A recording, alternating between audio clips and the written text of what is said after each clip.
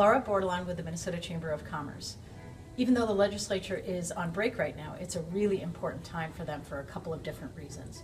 One is they've been working really hard, lengthy floor debates, a lot of deadlines that they've hit, and it's a great time for them to go home and take a break, reconnect with their family and their friends and their constituents before they have to finish their work, which is May 22nd is the legislative deadline for resolving the state budget. It's also an important time for employers. It gives them a great opportunity to connect with legislators in their district and talk with them about all the important decisions they can make to help improve Minnesota's economy and make Minnesota ready for the future. So here's where things stand. The governor and the legislature, the House and Senate, are very far apart on their solutions for solving the state budget this year.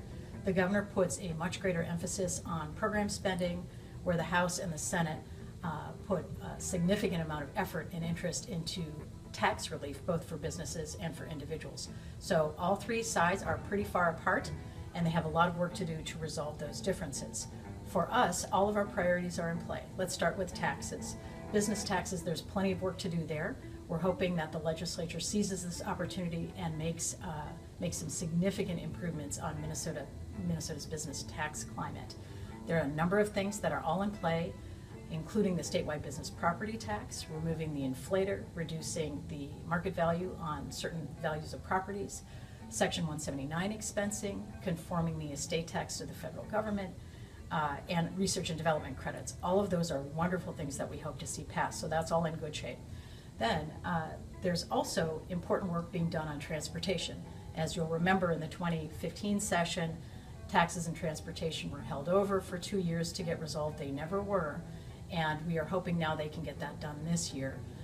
The House and Senate have different positions on transportation, both on roads and bridge funding, as well as transit solutions, so there's some more work needed to resolve those differences.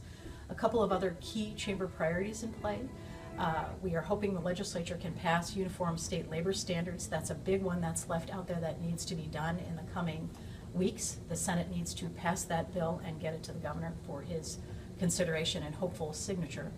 And then also on environmental permitting. We've been working really hard on that this session. That has been passed on the floor of both bodies and will go into conference and needs to be resolved with the governor. So all of our issues are in play, including important reforms on the K-12 side that include teacher licensure, as well as targeting scholarships to kids for pre-kindergarten purposes to make sure they're ready for kindergarten. All of these things are teed up and ready. We need your help. We need your help talking to legislators about the importance of getting these issues passed. As we've learned, it's much harder to do if they don't get it done now when there's a surplus versus next year in an election year. So please talk with your legislators about these important priorities. All of them will help make Minnesota ready.